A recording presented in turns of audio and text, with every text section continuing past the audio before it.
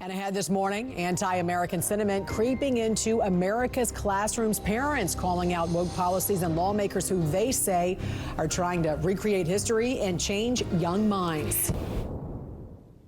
Parents across the country are furious about the anti-American sentiment that has been creeping into our classrooms. In New York, there's a Democrat-led proposed law that would require K-12 students learn how, quote, 9/11 contributed to xenophobia. And in Washington state, a proposal failed to require students learn the meaning and history behind the Pledge of Allegiance.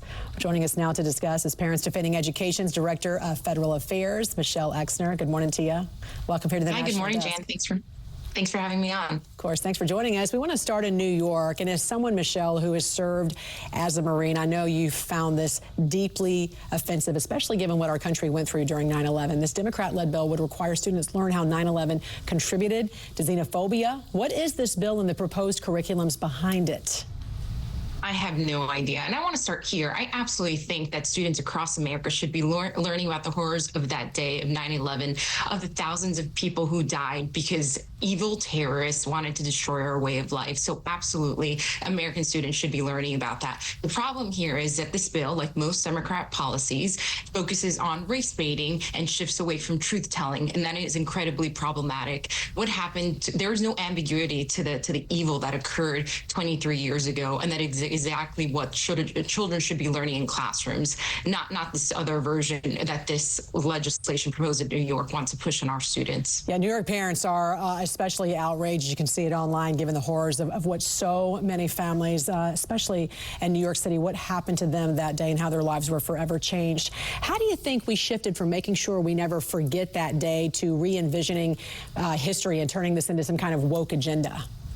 You know, and I think it goes back to the initial question, or the initial question you posed, is that there is this anti-American sentiment. I think there was a Gallup poll just recently that said the highest level of Americans feel the least proud of being American. And that is painful. That's painful to hear, because we live in the best country on earth. There is no question about that. And so for whatever reason, the left has decided to express these anti-American sentiments, and that is reflective in the policies that they're pushing at every level from the state and federal. And I recall right after 9/11 too, you would see American flags flying everywhere in front of people's houses, and there was this huge patriotic sort of feeling that came, and that was rebirthed as a result of what we saw then. I want to go to Washington State right now. A bill requiring students be taught the meaning and the history of the Pledge of Allegiance failed this month after a lack of Democratic support. Why were these Democratic lawmakers against this? You know, most children in America recite this every morning in their classrooms. Why wouldn't we want future generations to understand the meaning and the history of what they're reciting every day?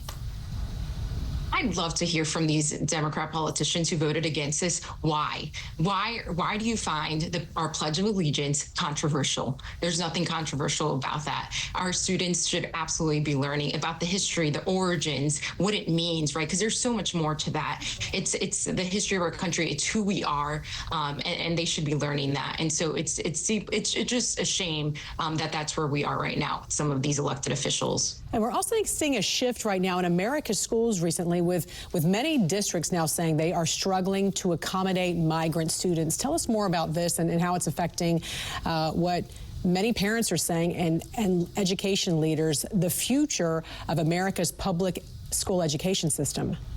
Absolutely. And I want to start broader than that, because I know I heard some of your other segments with Representative Chip Roy of Texas, and also highlighting the border trips from yesterday. So 3 years ago this month, border crossings hit a 15-year high, right? That is when the border crisis started. And so now it's been 3 years of really inaction from the federal government, from the Biden administration.